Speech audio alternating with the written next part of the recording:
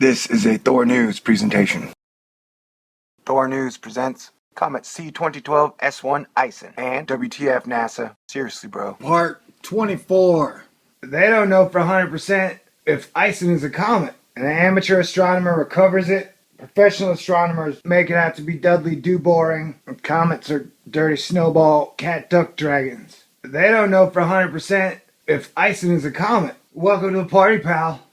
Comet Ising. Stud, dud, thud, or other. All the above or none of the above. Alright, after vanishing behind the sun in July, Ising has been recovered. And wouldn't you know it, it has been recovered by an amateur astronomer. That's right, Bruce Gary captured it on August 12th in Arizona under clear skies, and it does not appear it has brightened as much as expected. It's about one tick below where they expected or guessed it would be in magnitude. It's hanging out at about a 14. Guess they thought it'd be about a 13. Yeah, so Gary found it using an 11-inch telescope. Where 11 inches may sound big to you, that is not big for a telescope. Good job, Gary. And on that note, I want to ask, has anybody else noticed with new star Nova Delphini 2013, the new star that was found August 13th, coincidentally, wink wink nudge nudge, that was found by Japanese amateur astronomer Koichi Itagaki, and Comet Ising was recovered by amateur astronomer Bruce Gary. The scorecard would show that amateur astronomers are kicking the living crud out of professional astronomers. Like, what are all the professional astronomers doing?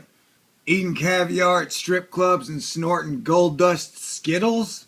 I mean, come on. You know, when NASA formed its Comet Ising Observing Campaign, or the CIOC, it asked to basically put every telescope on the planet on Ising. So it was basically like having a potluck of Ising. Like, hey, everybody, bring what you can, and we'll all just feast off of it. Well, sure enough, you have amateur astronomers stepping up to the plate with lobster steaks, hamburgers, and cupcakes. And what have the professional astronomers given back at this point? Zero. Nothing. It's like they call the potluck party and then they don't want to bring any food. What the heck is up with that, man? That's pretty skeezy, bro. That's pretty super skeezy, man. Like, if you're gonna be the host of a potluck party, you gotta bring a dish. You gotta bring some food and some cakes and some cookies and some cheese or something. You know, who does that? And we all know the aptly named Deep Impact satellite was going to be taking photographs of it August 9th and 10th. It is now the 18th, and you guys haven't shared those photos. You know, what is it about those photographs that you'd have to keep for 9 days? Why can't you just release them? You know, you guys are the ones who came up with the Comet Ising Observing Campaign disco dance, rave celebration. You gotta bring a dish, or you ain't giving nothing. I mean, what are you guys gonna wait to give us all a good data after Ising returns? It even says on the CIOC site, this CIOC website is the hub for up-to-date information about Comet Ising. Well, ain't that the rub? Because the hub is only given information that has been given by amateur astronomers. What about the $1 billion, the $1 million, and $100,000 professional telescopes you guys got? How come we have not seen any images from them? WTF is up with that? Dude, I would like to know. That does not make a lot of sense.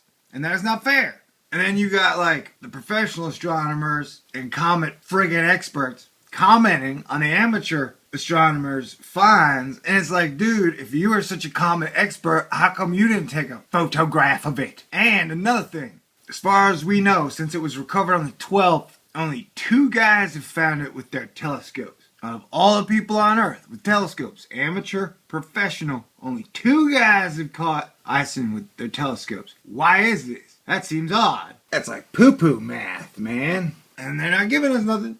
That is true. And over here at the CIOC, you got Carl Batams, a comet expert, commenting on an amateur astronomer's find, because apparently he's not expert enough to shoot it with a telescope himself, where I'm going to go ahead and guess that he's got way better equipment to work with than amateurs do. But it is interesting to note that Carl Batams does note 2 things. First, Ising is still alive and well, and secondly, that it has been recovered a couple weeks earlier than he would have expected. Let me double that up for you in the editing so it sinks in. Secondly, it has been recovered a couple weeks earlier than he would have expected. Yeah, it doesn't really sound like the experts are that experty at all. I mean, no disrespect, Carl, or Carl's hot secretary who might be watching this. But we'd like a little more production out of our professionals, thank you very much. I do love Carl's wonky doublespeak and his ability to say do me stuff without say do me stuff all scientifically. Like, for example, this is a critical point. While this certainly looks like a comet, does it move the way we would expect it to be moving? If it does, then that's another valuable piece of evidence that we are indeed looking at what we hope it is. What? Oh. While it still looks like a comet, does it move the way we would expect it to be moving? So you guys don't even know if it's a comet, right? Okay, great. Alright, so you guys don't even know it's a comet? Okay, that is great information to know. If it looks like a duck and quacks like a duck, it is a dirty snowball that acts like a cat. If, a cat happened to be on fire and gravitationally bound to some other type of animal that it rotated around it every 10,000 years, right? See? That's what we're dealing with here, people. This is the madness of information that is being pumped out. If it looks like a duck, quacks like a duck, it's a dirty snowball that acts like a cat, that acts like a dragon.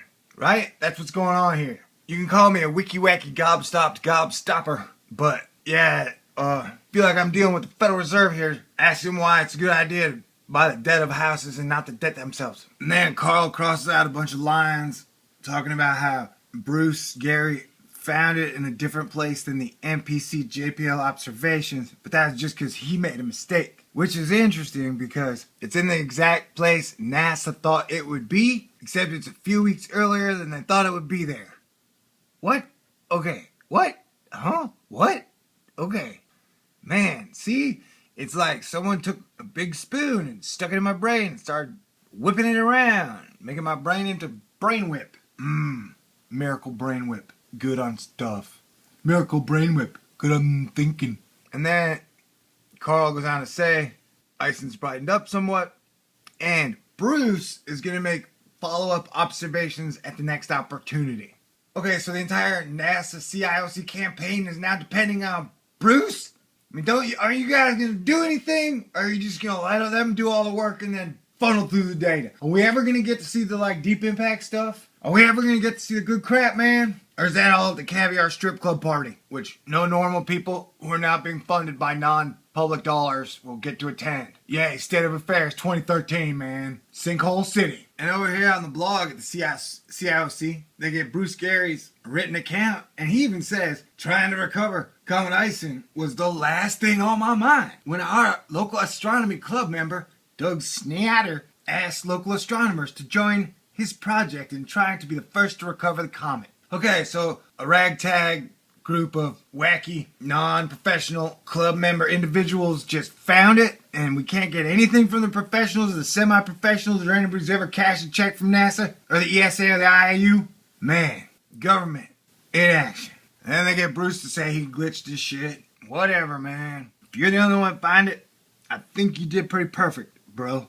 And why really do we only have this guy, and I think I saw another photograph of another guy. Why do we only have two people? Alright, Ducky, you admit at this point you're still not 100% sure it's a comet. That is very reassuring. Okay, great. My brain feels like somebody's punching me in the face with a Rubik's Cube. Comets are like dragon cats. Alright, so either I'm confused or I'm not confused at all, which would mean I was confused about being confused, I think. I don't know, I'm gonna have to look that up. Speaking of that, isn't Amy Mainzer like a head-ranking member of the Everything Comets NASA committee? How come I can't get a single dang tweet? I mean, seriously, it's like you guys are the royalty, and I'm just sloshing around here in the waste.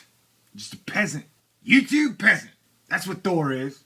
YouTube peasant. Mine's not him. He's a YouTube peasant, he is.